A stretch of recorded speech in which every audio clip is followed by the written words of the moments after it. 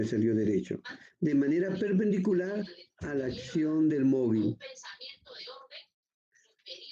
Hay un ratito, jóvenes, hay una interferencia, un ratito. Sobre todo aquellos estudiantes que... Hola, gente linda, ¿cómo están? Y bienvenidos a la Jóvenes, ¿me revelación. escuchan? Sí, profesor. Ya. Entonces, aquí, acá, este sería la fuerza de Coriolis. Y este sería los vientos. Salió mal. Bueno, ese serían los vientos. Entonces, si es así, entonces, si nosotros hacemos una proyección,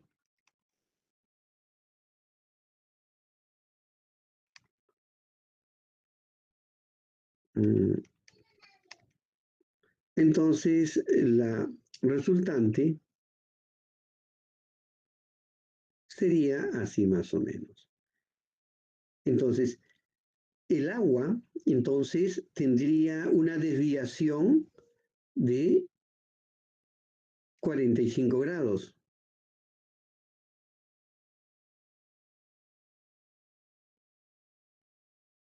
De 45 grados. Es decir, si el viento va de sur a norte y la fuerza Coriolis sabemos que siempre actúa de manera perpendicular y en el hemisferio sur es hacia la izquierda, entonces hacemos la resultante final del agua sería una desviación hacia la izquierda de 45 grados. Eso es lo que ocurriría aquí en la superficie.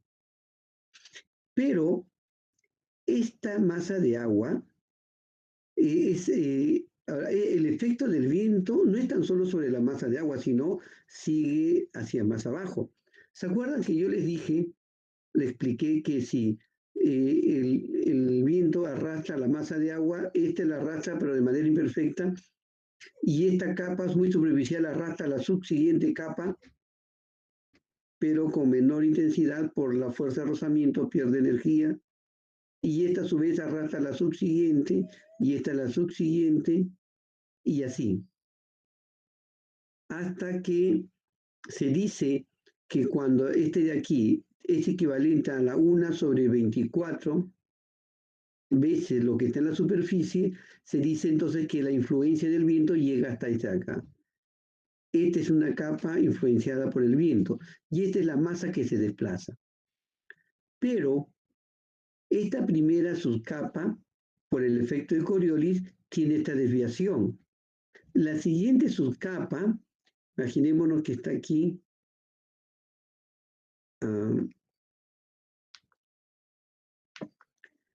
la siguiente subcapa, vamos a ver si me sale derecho. Así. Y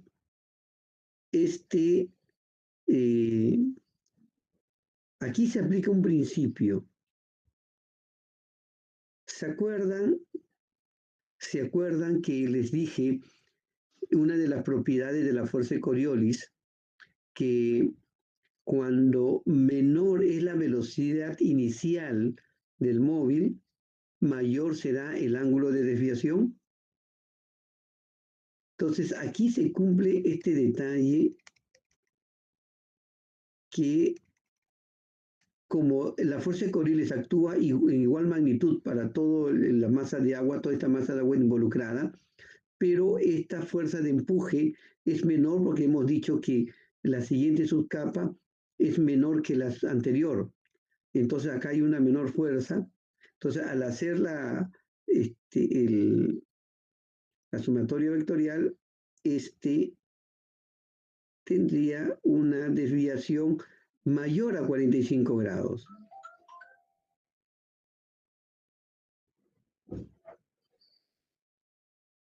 Mayor a 45 grados. Y la siguiente subcapa que tiene menor velocidad, por lo tanto va a ser menor esto, y este se mantiene igual, y esto va a hacer de que tenga una mayor desviación, de tal forma que Si quisiéramos proyectar aquí, este sería la profundidad de esta capa de acá. Entonces, la primera capa va a tener una desviación de 45 grados.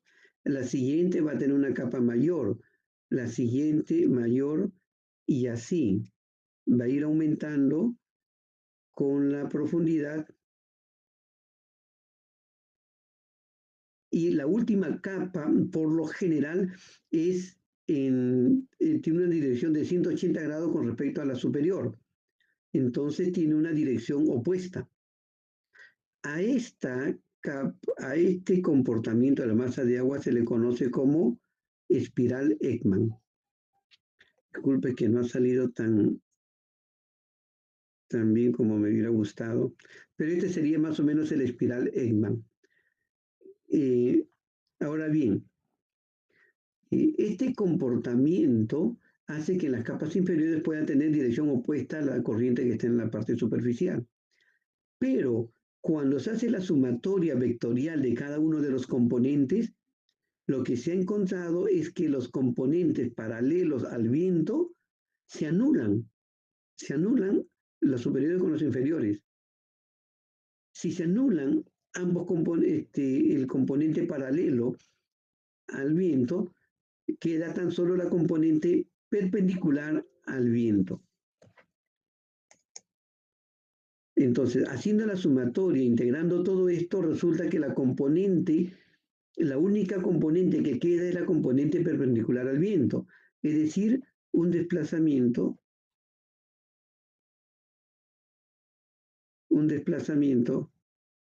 perpendicular al viento. Lo interesante de esta teoría es que afirma que toda esta masa de agua, aunque tiene subcapas que tienen direcciones opuestas, todo el conjunto se comporta como una unidad. Y como se anulan los componentes paralelos al viento, lo único que queda es la perpendicular al viento. Y esto explica el por qué hay desplazamientos laterales eh, de las masas de aguas habiendo tan solo viento, debido al efecto de Coriolis. Entonces, a este desplazamiento lateral se le conoce como transporte Edman, porque Edman fue el que lo descubrió. Transporte Edman. Y esta espiral que explica se le conoce como espiral Edman.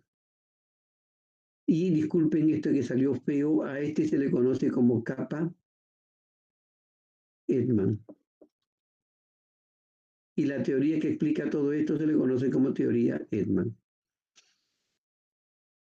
Ahora bien, ¿hasta aquí alguna pregunta?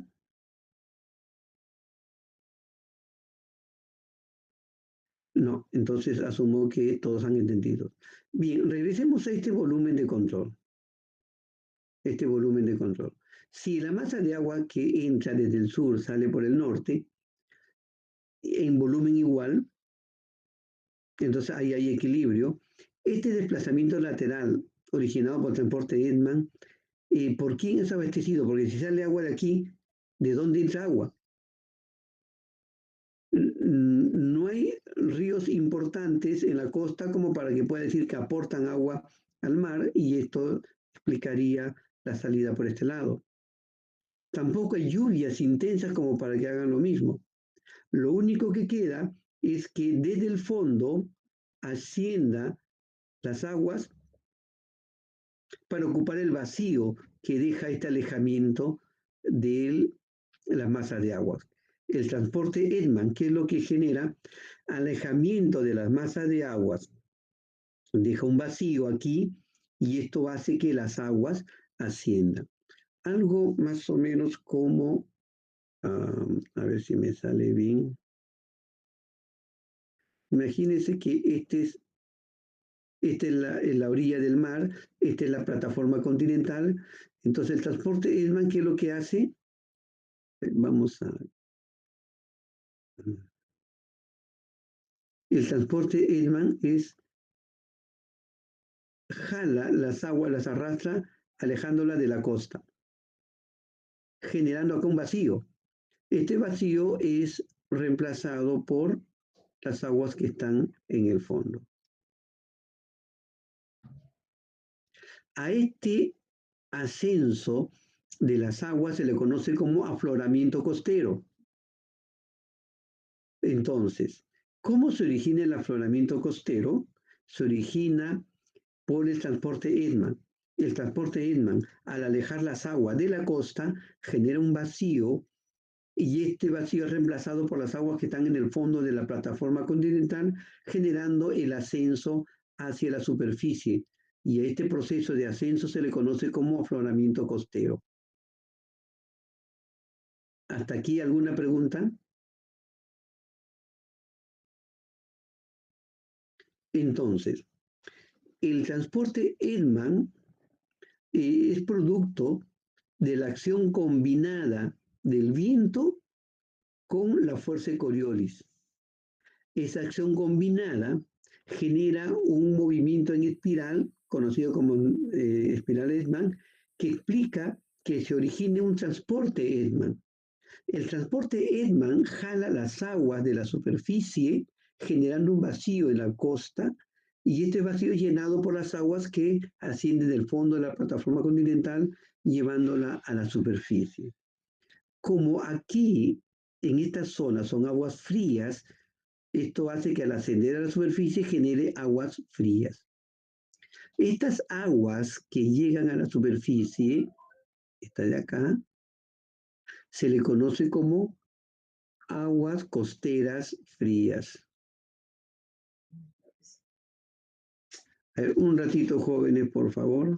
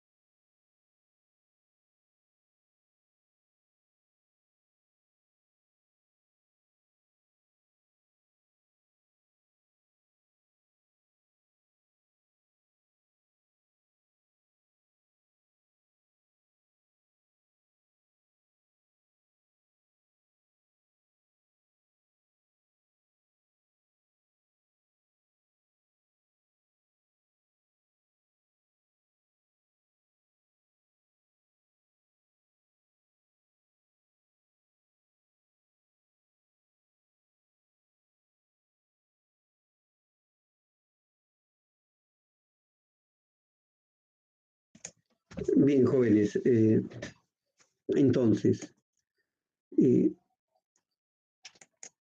entonces, aquí estamos entendiendo cómo se origina el afloramiento costero. El afloramiento costero es producto de la acción del transporte Edman.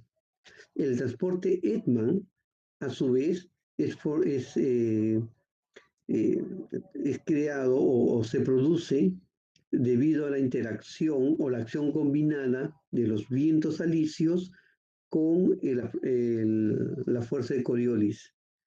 ¿Y quién gobierna los vientos alisios de esta parte de Sudamérica? Lo controla el anticiclón del Pacífico Sur, que se encuentra más o menos a la altura de latitud de 32 grados sur, más o menos a la altura de la ciudad de Santiago de Chile. A esta altura está el anticiclón. Es el que gobierna los vientos alisios de esta parte del Perú.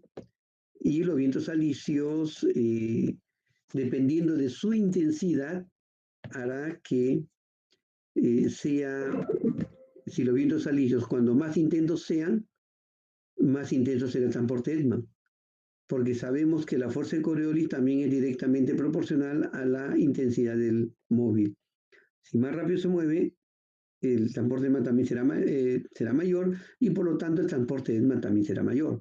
Y si mayor es el transporte de ESMA, entonces más vacío deja y eso hace que suba las aguas frías hacia la parte superior, formando las aguas costeras frías. ¿Qué ámbito tiene esto? Dependiendo cuánto se aleje. Aquí quiero establecer un detalle. Por lo general, algunos dicen, no, el afloramiento costero, las aguas costeras frías empujan a las aguas cálidas. No es así. Es porque éstas se alejan, dejan el vacío y esto genera. ¿Qué aguas son las que el transporte de Edman aleja de la costa? Son las aguas subtropicales superficiales.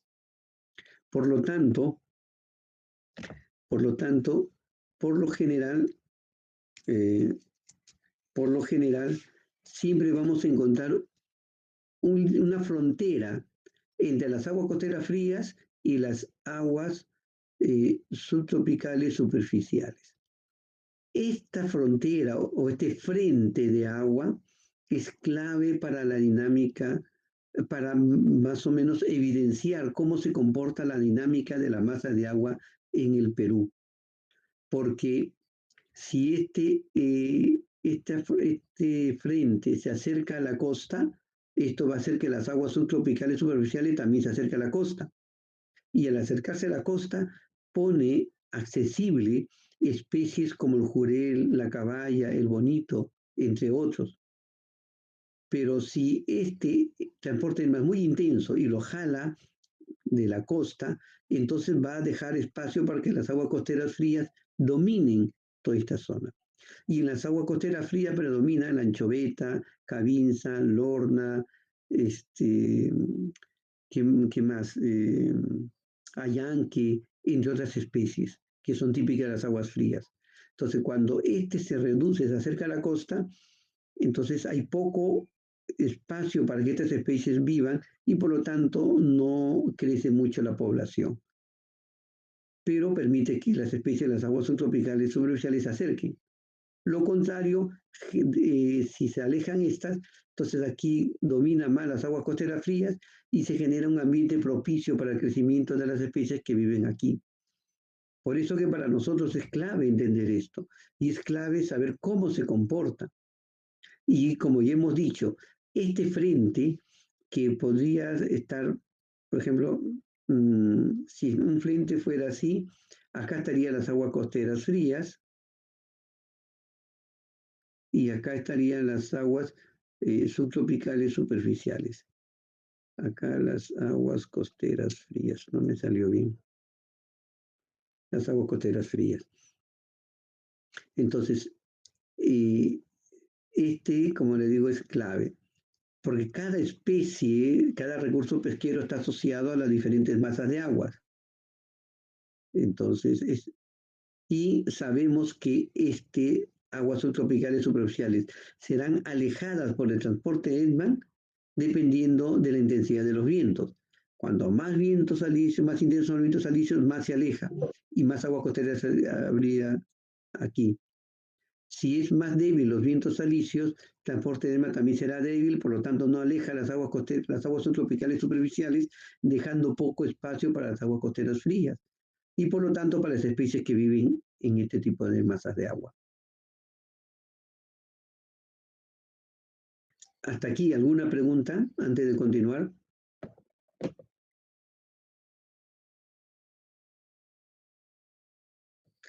Jóvenes, es clave que entiendan esto. A ver, dime, Disculpe, una pregunta. dime. El transporte Ekman siempre va a ser con esa figura tipo curviada hacia arriba, ¿cierto? O sea, es propio del transporte Ekman. No, a ver, no, a ver. No sé si me he dejado entender. El transporte de ESMA es este de aquí. Este es el transporte de ESMA. Claro, Yo por le eso. Este de aquí, disculpen que está todo feo, este es el afloramiento costero. Pero el afloramiento costero se explica por el transporte Edman. No hablo del afloramiento, hablo del gráfico del transporte Ekman, del rojito, ajá. O sea, siempre el agua se eleva de esa manera, ¿cierto? No hay ninguna elevación. Perdón, o sea, el agua siempre se transporta de esa manera y va. Perpendicular.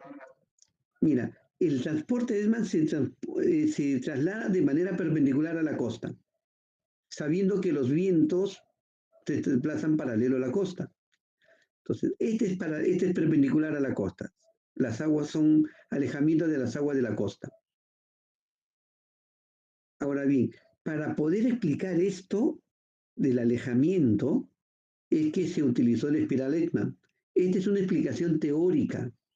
No está demostrado de que sea como un abanico que esté desplazándose en las subcapas, pero esta es una explicación que permitió entender matemáticamente el por qué ocurre este transporte Edman. Ya, profesor, muchas gracias. Ahora, los primeros 100 metros de profundidad de las aguas del mar peruano corresponden a la capa Edman, en la influencia del viento, y por lo tanto el alejamiento de las aguas tiene más o menos ese espesor. Y por eso que el afloramiento costero ocurre más o menos hasta una profundidad de 100 metros. Suele ser menor también, ¿no? Esto es clave para que puedan entender y explicar su trabajo monográfico. No hay más preguntas. Profesor, entonces el transporte de Eggman también nos muestra la gráfica que nos estaba mostrando el viernes, de cómo se movían las temperaturas. Claro, es que eso explica todo. Explica el por qué ocurre eso, sino que aquí ya lo estamos viendo el por qué ocurre. Lo que les mostré el viernes es la realidad. Aquí le estamos dando ya la teoría, el por qué ocurre tal cosa. Ahí van a poder entender mejor por qué se dan algunas cosas. Todavía falta explicar más, pero quiero ver hasta aquí. ¿Han entendido? No hay ninguna duda. Profe, esa capa Edman, Dime, Wilson. esa capa Edman que ha dibujado al comienzo, es lo... ¿Aló, me escucha? Sí, te escucho, sí, sigue.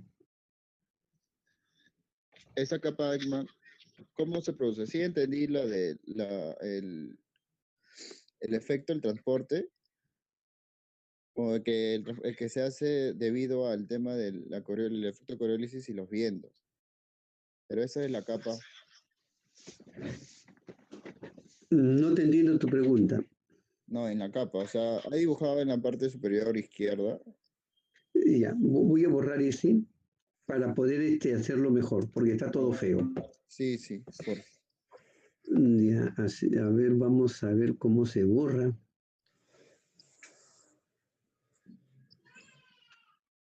Mm,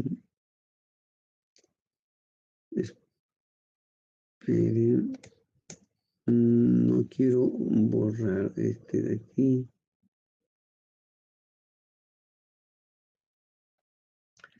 Mm,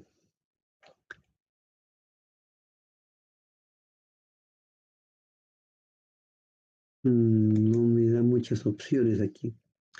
A ver, eh, este de aquí, olvidémonos, ¿no? Está bien, esto olvidémonos.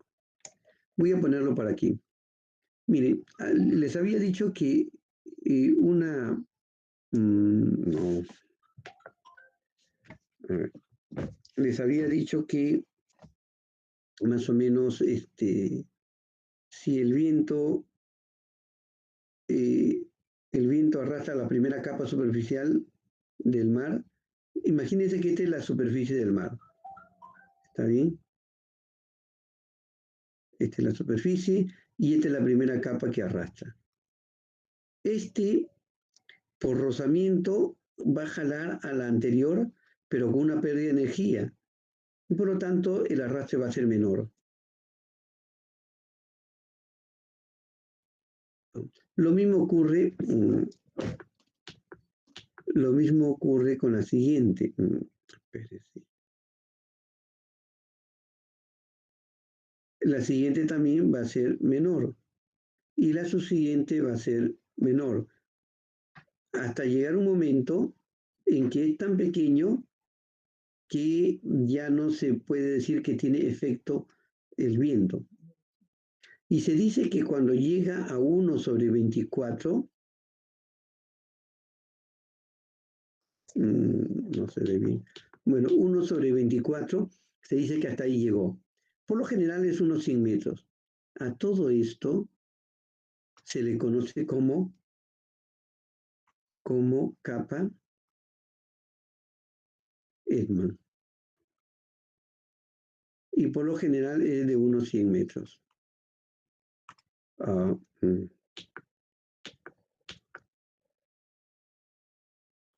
De unos 100 metros. Esto es en la superficie del mar, ¿no? Que ocurre hasta unos 100 metros. Dentro de la capa Ekman es que ocurre la espiral Ekman, porque recordemos que cada uno de estos tiene una desviación creciente formando el espiral Ekman. Y todo el conjunto, ese también es un detalle, todo este conjunto se comporta como una sola unidad.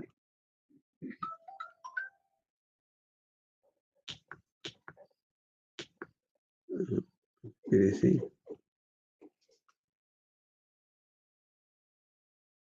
se comporta como toda una unidad. Todo esto se desplaza con una sola dirección, a pesar que las subcapas tienen diferentes direcciones. Y a eso se le conoce como transporte Edman. Vaya, profe. Profe, entonces en agosto se produce en el Perú el mayor transporte, ¿no? ¿Por qué? Porque en agosto es donde hay más vientos. Claro, hay más viento, correcto. Y todas las aguas superficiales tropicales están más al norte y suben. No, a ver. Esta es la latitud 6, ¿está bien? Espérate. ¿Ya? Esta es la latitud 6. Las aguas tropicales superficiales llegan hasta latitud 4 y las aguas ecuatoriales superficiales llegan hasta latitud 6. Así que no estamos hablando de estas aguas. Acá estamos hablando de las aguas subtropicales superficiales y de las aguas costeras frías. ¿Está bien? Acá al sur de latitud 6 entran en juego estas dos. Y nos va a interesar el frente entre estas dos masas de agua. ¿Por qué? Porque cada masa de agua tiene sus propios recursos pesqueros. Y dependiendo de cuál es que lo predomina, es lo que es más probable capturar o pescar. Por eso que nos interesa esta dinámica. Y como tú dices, bueno, en agosto es el mes más vientos. Al ser más intensos los vientos alisios, más intenso la fuerza de Coriolis y por lo tanto el transporte ESMA.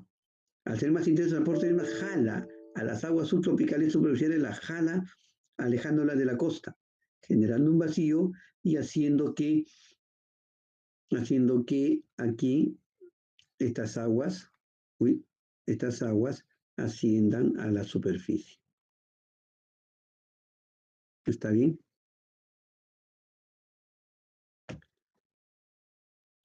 Sí, profe. Ahora bien, quiero ahora desplazar hacia abajo. No, a ver, no me permite.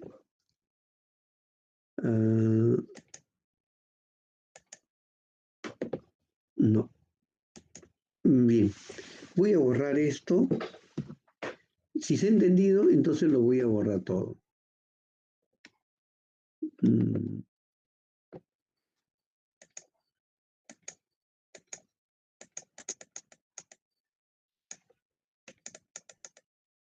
Voy a tratar de borrar todo. ¿Para qué? Para poder explicarles un poco más ya cómo el marco teórico lo vamos a ver en la práctica, con lo que ocurre en el mar peruano. Tenemos que acá se les recordar algunas cositas sobre el mar peruano. De verdad no me acuerdo dónde está el borrador para borrar. Yo recuerdo que tenía aquí, no.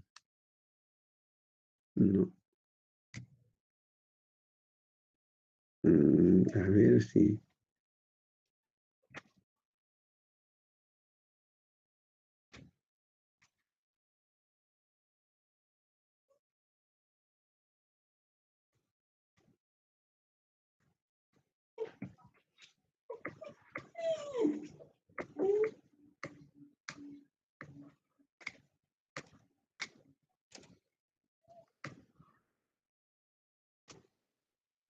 Profe, en la esquina inferior,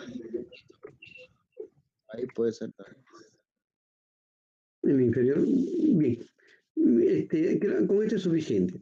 Miren, les había dicho que por el norte, aquí viene ¿qué masa de agua? ¿Qué masa de agua viene por acá? ¿Se acuerdan? A ver, jóvenes, ahorita le he dicho.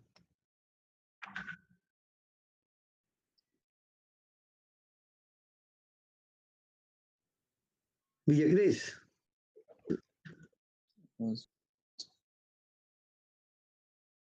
¿estás o no estás, Villacrés? Sí, profesor, diga. Ya, ¿qué corriente hay por ahí? Corriente, Sí, o corrientes o masas de agua. donde lo veo en la imagen que está mostrando, Claro, aquí. corriente costera. En La primer fuerza lugar, de no le he corriente. dicho que me pregunten, quiero respuesta. Allá está el corriente costera, también se ve la fuerza de Coriolis. Y también Estás perdido, Villacrés. A ver, Acosta, ¿Qué tal, profe? en la misma zona, ¿qué corriente hay? ¿O qué corriente y qué masa de agua hay?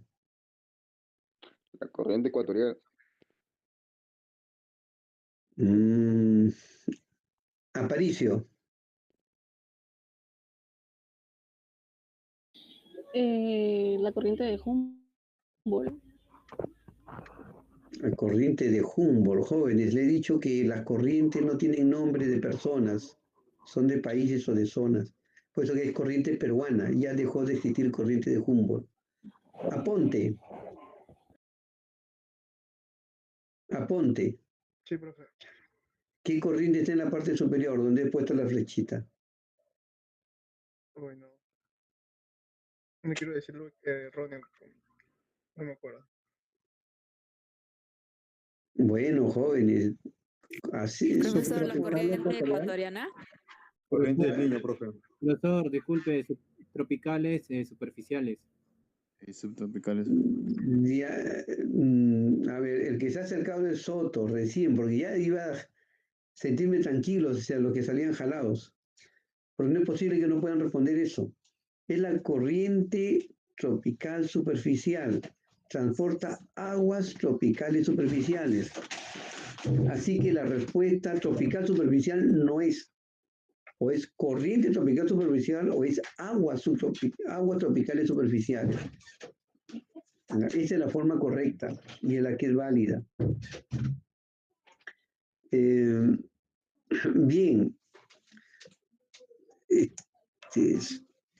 Bien. Y por aquí, ¿qué viene?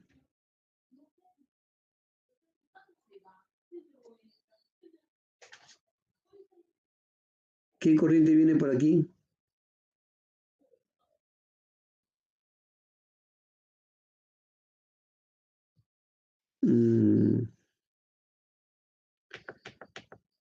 A ver, ¿qué corriente, jóvenes? Acá.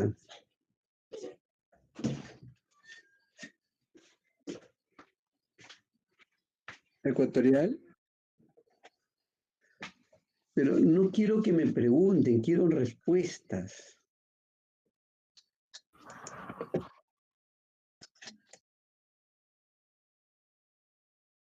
Pizarro. ¿Es aguas subtropicales superficiales? No. Pizarro. ¿Es aguas tropicales superficiales?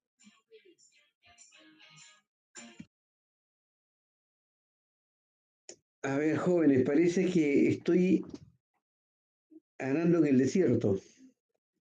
Ecuatoriales superficiales. Ok, Lesameta, es ecuatorial, es aguas ecuatoriales superficiales. De verdad que ya me desanimé a avanzar porque con lo que sigue voy a agregarle más elementos. Y si no lo tienen bien claro ahorita eso, van a estar confundidos. Y esto es clave para entender el comportamiento del mar peruano como ingenieros pesqueros y también es importante para su trabajo monográfico.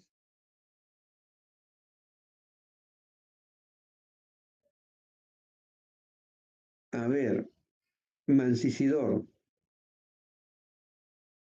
Profesor, me volví a conectar porque se me fue el internet. Sí, me he percatado. No sé si está entrando y saliendo. No, recién ha sido. Bien, a ver, voy a seguir explicando.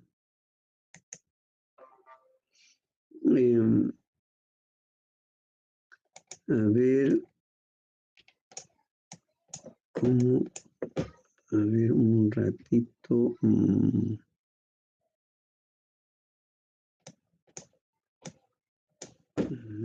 Ahí acá, a ver.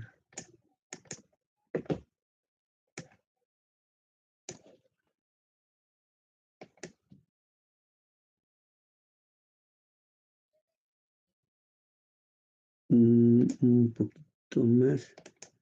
No tanto. A ver. No, bueno. A ver, voy a estar un ratito aquí.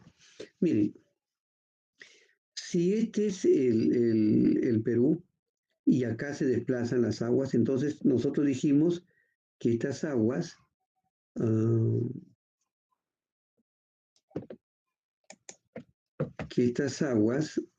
un ratito, que estas aguas de aquí se desplazan y se van hasta Australia, ¿no es cierto? Convertidas como qué corrientes. Si esta es la corriente peruana, al girar hacia el oeste se convierte en qué corriente?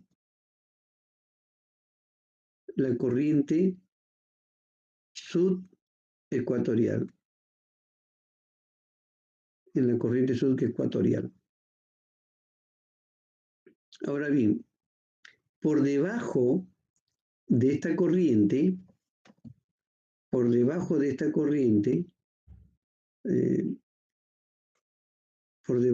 corriente, hay una masa de agua que viene por debajo. ¿Está bien? Casi por debajo de la misma corriente e ingresa al Perú. Estas masas de agua son las aguas ecuatoriales subsuperficiales. Ingresan y estas masas de aguas más o menos se desplazan hasta casi por altura al sur del Callao, casi llegando a Pisco algunas veces.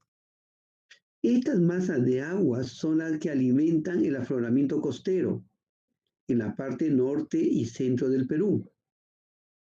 ¿Cómo así? Voy a agrandar un poquito aquí. ¿Cómo así? Les había dicho que...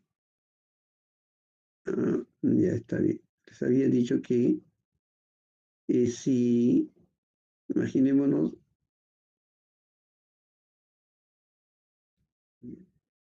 y el mar peruano,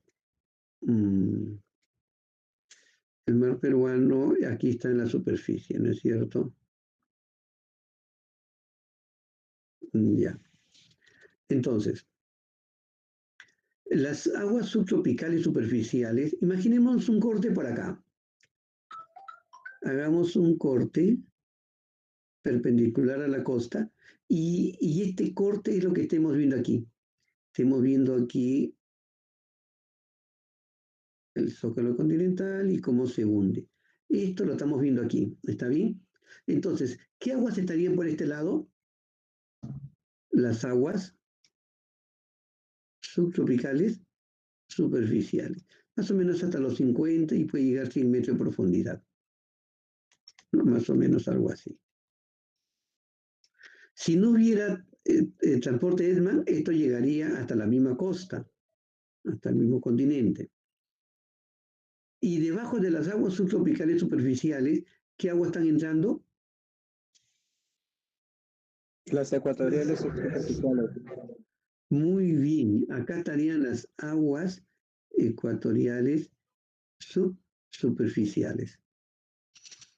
Ahora bien, nosotros sabemos que estas aguas ascienden hacia la superficie. En esta zona de aquí son las aguas ecuatoriales superficiales las que alimentan al afloramiento costero.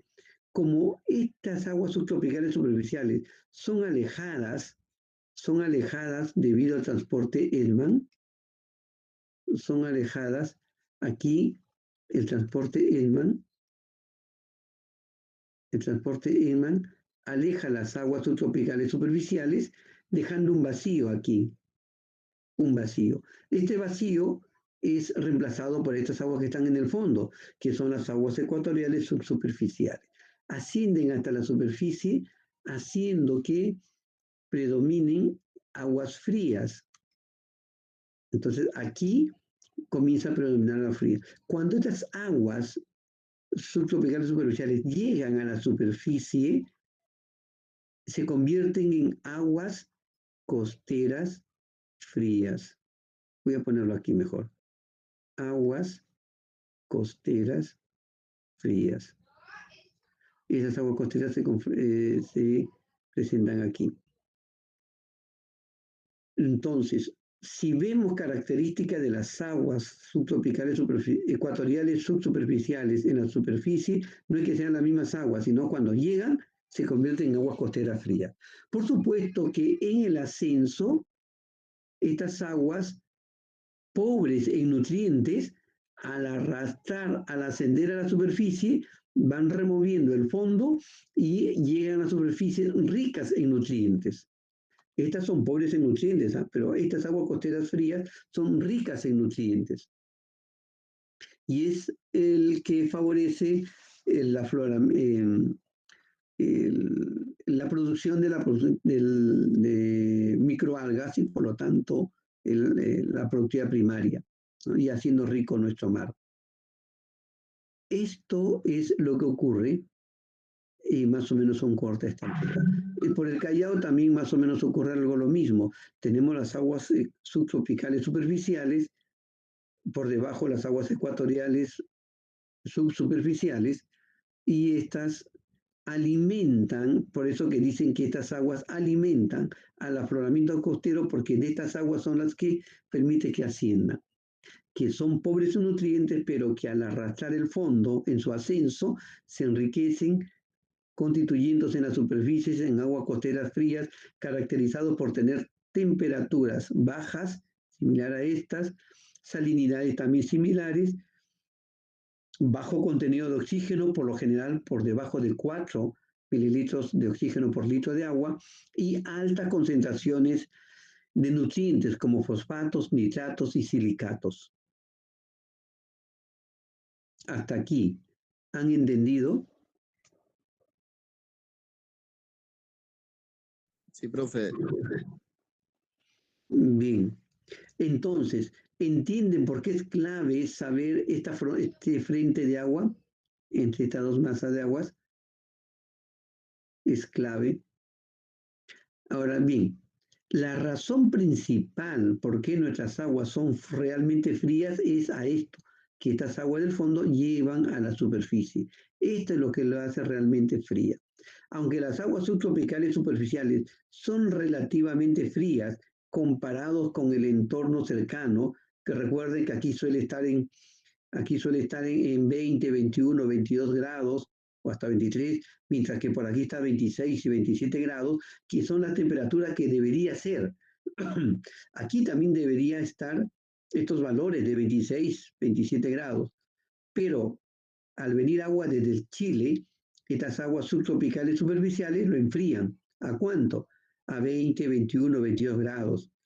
Pero el afloramiento costero, eso lo enfría a 14, 15 grados, mucho más frío que estas aguas subtropicales superficiales. Entonces, permítame que quede claro esto. Las aguas subtropicales superficiales son cálidas, sí, respecto a las aguas costeras frías. No si hablamos con las aguas, los valores que le correspondería tener. Le correspondería tener entre 26 y 27 grados. Pero como viene agua desde el sur de Chile, los baja a unos 20, 22 grados. Pero en la costa peruana lo tenemos a mucho más frío, 14, 15 grados por el afloramiento costero. Por eso que algunas veces a las aguas subtropicales superficiales se les conoce como aguas cálidas, aunque realmente no lo sean, estrictamente hablando. ¿Pero por qué le dicen que son cálidas? Al compararla con las aguas costeras frías. Pregunta. Jóvenes, me preocupa que no haya preguntas.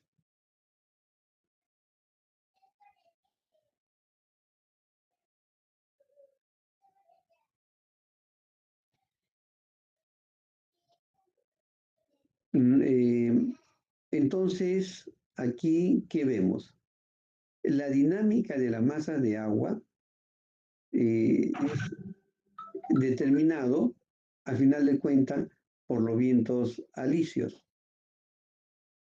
Los vientos alisios que vienen del anticiclón del Pacífico Sur es la que gobierna esta zona de los vientos. A ver, el anticiclón del Pacífico Sur se caracteriza por ser una zona de alta presión, pero no es estático la presión.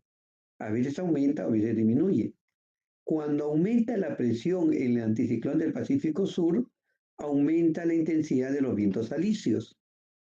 Cuando disminuye la presión en el anticiclón del Pacífico Sur, disminuye la intensidad de los vientos alisios. Ahora, cuando aumentan los vientos alisios, aumenta la intensidad del transporte EDMA. También, si disminuye los vientos alisios, disminuye también la intensidad del transporte EDMA. Y el transporte EDMA, al aumentar, aumenta la presencia del afloramiento costero. O al disminuir, también disminuye la presencia del afloramiento costero. Y el afloramiento costero transporta o jala las aguas costeras frías. Las aguas costeras frías. Un ratito, por favor.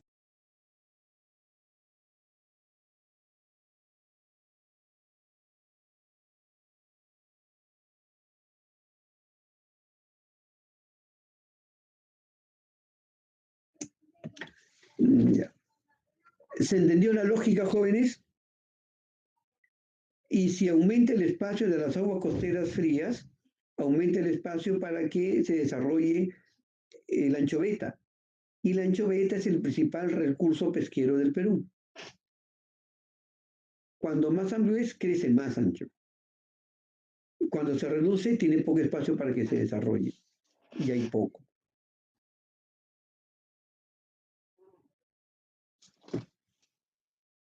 Pregunta, jóvenes. Profesor, disculpe, ¿podría volverle a explicar cómo se le entrecortó? No le entendí muy bien. Sí, profe, lo último, por favor. Jóvenes, tienen la grabación.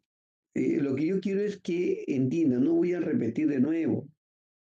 Lo que quiero es que aquello que falte explicar, algún vacío o algo, para poder ampliar o no es entendido algo, ¿no?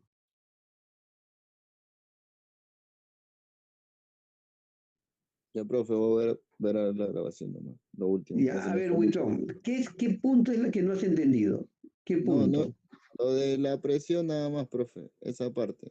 De ahí todo lo entendí. Ya, lo de la presión, estoy repitiendo lo que les hablé cuando hablamos de la circulación general de la atmósfera. Ahí ¿Ya? les hablé sobre las celdas, Ferrer, Hadley y Polar, y ahí también les hablé del anticiclón y del ciclón. Y ahí también le hablé sobre la variación de la presión en cada uno de ellos. Y los vinculé con los vientos alisios. He repetido esa parte. Ya, profe. O Y, sea, lo- en y conclusión es vinculé, que, a ver, un ratito, y perdón, vinculé los vientos alisios con el transporte Edman.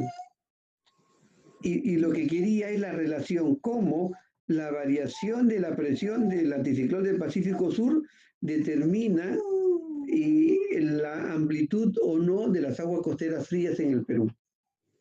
ok, profe. O sea, a más vientos, lo último lo entendí, ¿no? A más vientos, Alicio, mayor transporte Egmont. Disminuye, Efectivamente. disminuye, igual disminuye. Ya, profe. No, Listo. claro. Y si hay mayor transporte Edman, ¿qué es lo que pasa? Mayor afloramiento. Claro. Y las Y aguas si hay costeras, mayor afloramiento, mayor presencia de aguas costeras frías. claro. ¿Y por qué es importante las aguas costeras frías? E importante para los peces, ¿no? Para la anchoveta. Muy bien, señorita para Jorge. las- Básicamente para la anchoveta. claro. Pero también no tan bueno. La anchoveta es la principal pesquería del Perú. Pero también otras especies como la cabinza, la lorna, el ayanque, el bonito, crecen en las aguas costeras frías también. La raya, el lenguado, son especies de esas aguas. Entonces ahí se tiene toda esa abundancia. Listo, profe. Ok, entonces aquí estamos vinculando las masas de agua con lo que le corresponde a los pesqueros, ¿sabes? Y entender el por qué ocurre, que es clave eso. Ahora bien, no hay más preguntas para centrarme ahora en el afloramiento costero. No, profesor, más bien una preguntita un poquito fuera del tema. Ahora se están subiendo toditas las clases grabadas, ¿cierto? Sí. Ya nada más era eso, profesor. Muchas gracias. Ya. Bien. Entonces, ahora vamos a... ¿se entendió entonces el transporte ESMA? Miren, yo les voy a enviar, ahí tengo creo material sobre el transporte ESMA. Pueden buscar en cualquier sitio, pueden leerlo, pero la esencia de la explicación ya se le he dado. Y también pueden leer sobre el afloramiento costero, pero la esencia ya se lo he dado. Entonces, y aquí estamos hablando de inclusive aguas subsuperficiales. Ahora bien, si se ha entendido eso, estamos bien. Ahora, si sobre el afloramiento costero, aquí hemos visto cómo ocurre el afloramiento costero, pero en realidad son diversos los factores que intervienen para que exista afloramiento costero y también para que exista riqueza del mar peruano. Si bien es cierto, está vinculado el afloramiento costero con la riqueza del mar peruano, pero no necesariamente es uno condición del otro, sino que se da por un conjunto de factores que intervienen, que ahora lo vamos a ver. Un ratito. Ya. A ver, en principio, habíamos visto que Perú está en esta parte de Sudamérica y aquí está Australia, ¿no es cierto? Australia. Y bueno, es más grande, evidentemente, Australia. Y acá hay una circulación ciclónica, habíamos visto, ¿se acuerda? Que va así. Y viene llega hasta Chile y Chile luego sube al Perú. Ese es más o menos lo que se da.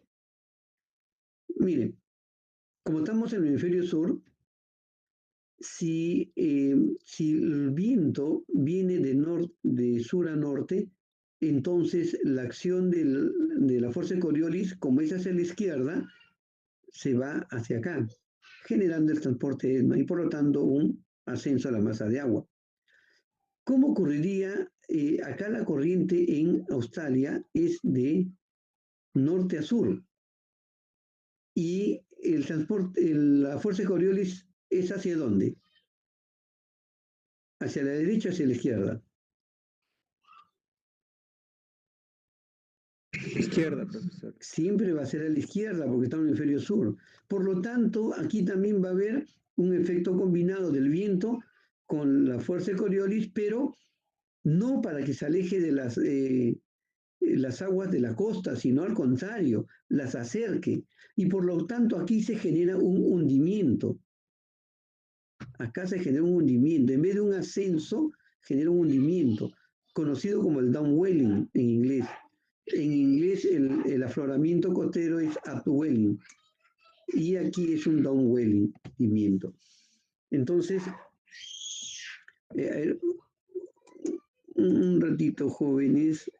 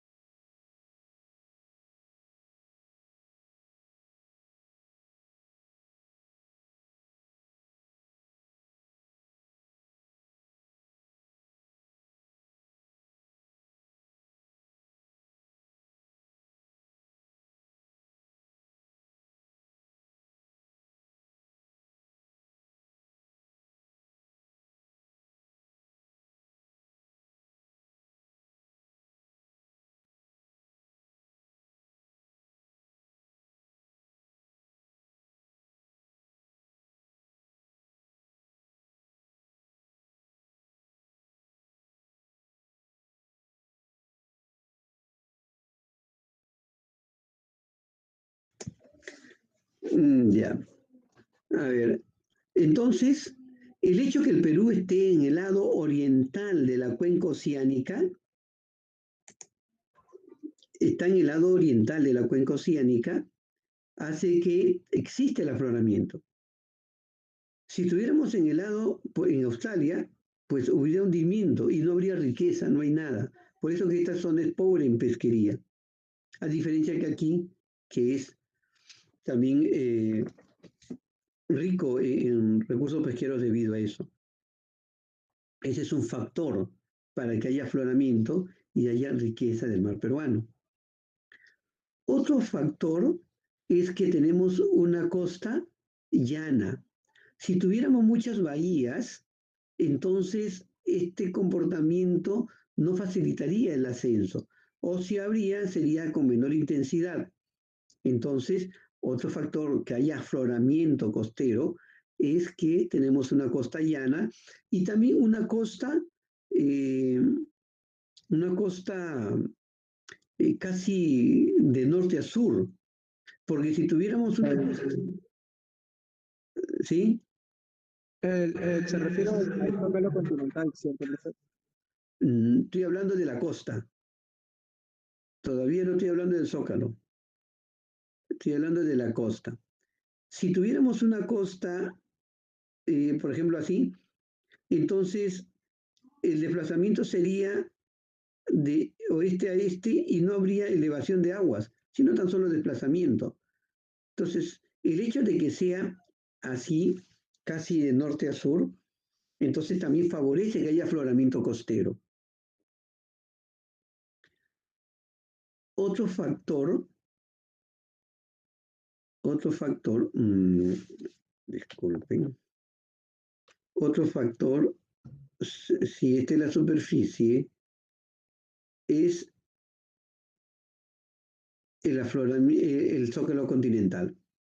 Si tuviéramos un zócalo continental muy profundo, entonces las aguas que ascenderían normalmente no superan los 100 metros de profundidad. Y si tenemos, por ejemplo, hay una parte por Argentina donde el zócalo continental está a 500 metros de profundidad. Si está a 500 metros de profundidad, entonces no arrastra nutrientes del fondo del zócalo. Al no arrastrarlo, hay afloramiento, pero no enriquece la superficie del mar. Entonces, un factor para que nuestro mar sea rico es que la plataforma continental no sea tan profunda, sea somera como lo que ocurre actualmente. Y también tenemos un zócalo continental más o menos ancho, porque si no hubiera, o fuera muy angosto, entonces cuando se mueren los organismos y se precipitan, porque recordemos, los nutrientes son productos de la descomposición de la materia orgánica. Si esta materia orgánica cae en la llanura abisal, entonces ya no puede ascender. Pero como tenemos un zócalo continental suficientemente amplio, entonces aquí se deposita, cuando muere, se descompone y eso es lo que permite ascender a la superficie. Entonces, aquí, en este caso, por ser muy profundo, hay afloramiento, pero no es rico en nutrientes. Entonces, el que tengamos una plataforma somera o poco profunda y suficientemente ancha, favorece que nuestro mar sea rico en nutrientes. No lo mezclen con que haya afloramiento. La plataforma no influye en el afloramiento costero, tan solo en la riqueza del mar peruano. A ver, básicamente esas son las condiciones que se presentan para que se dé esas condiciones especiales para que el mar peruano sea tal como lo conocemos. Pregunta. Profe, una pregunta. Dígame. Profe, la convergencia es lo que usted nos ha explicado hace un momento de las aguas ecuatoriales superficiales que suben a ser aguas costeras frías. No, la convergencia, ¿de qué convergencia hablas? Hay varios tipos de convergencia. Claro que, o sea, llevamos un curso anteriormente que nos decían que unos factores que produce el afloramiento era la convergencia de corrientes La convergencia de corrientes. marinas. Ya, mira, hay tres tipos de afloramiento costero. No, hay tres tipos de afloramiento. El afloramiento costero, el afloramiento ecuatorial y el afloramiento polar. En el afloramiento polar básicamente se da por la convergencia de corrientes que al ir en direcciones opuestas genera un proceso de ascenso en algunos casos o descenso en otros casos dependiendo de las direcciones de estas corrientes. Y por lo tanto produce afloramiento costero, no afloramiento. El afloramiento ecuatorial también es producto de convergencia de dos corrientes. Ahí estamos hablando de la corriente sudecuatorial con la contracorriente ecuatorial, al ir en dos direcciones opuestas, genera ascensos. Esos ascensos son mucho más intensos que el afloramiento costero, porque arrastra aguas desde unos 500 metros de profundidad hacia la superficie. Mientras que el afloramiento costero peruano es tan solo hasta 100 metros de profundidad. Entonces son mucho más intensos, pero como el fondo marino en esa altura está a unos 4.000 metros de profundidad, entonces aunque son mucho más intensos estos afloramientos, pero son pobres en nutrientes. Entonces, si hablamos En términos generales, afloramiento costero, sí, hay afloramientos que son producto de la convergencia de corrientes. Pero para los afloramientos costeros, como el peruano, es producto de la acción del transporte Edman. Claro, básicamente es eso, pues, según lo que me estás explicando. Básicamente es eso. Ujú. Ya listo, profe, gracias. Sí, muy bien tu pregunta, Huichón. ¿Alguna otra pregunta?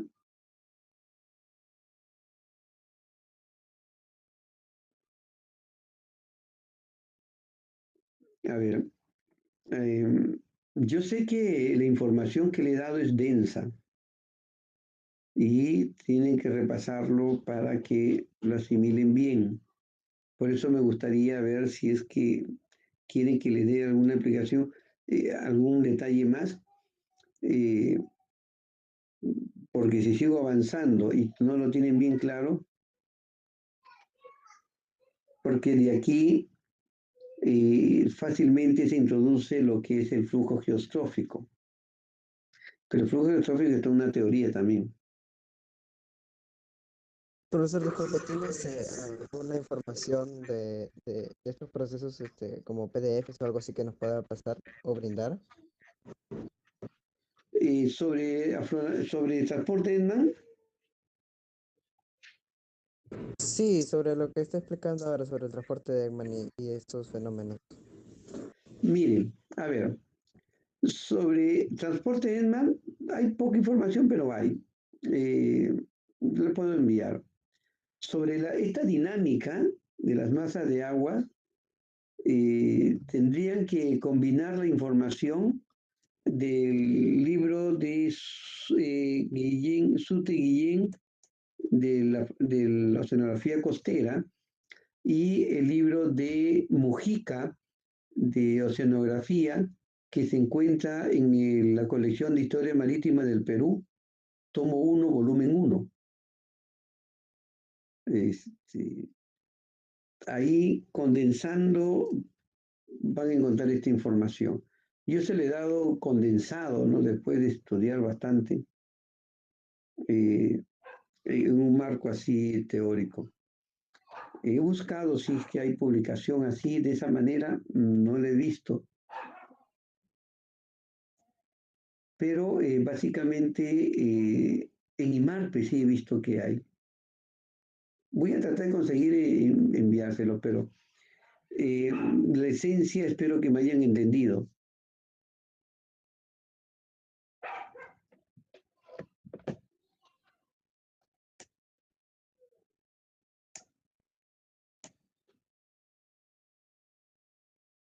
Más bien disculpen que no soy buen dibujante. Creo de que con el tiempo voy a mejorar la destreza en escribir así con estos dispositivos. ¿No hay más preguntas? Bueno, no me animo a avanzar más porque yo sé que se van a confundir. Entonces, hasta aquí voy a cortar la grabación.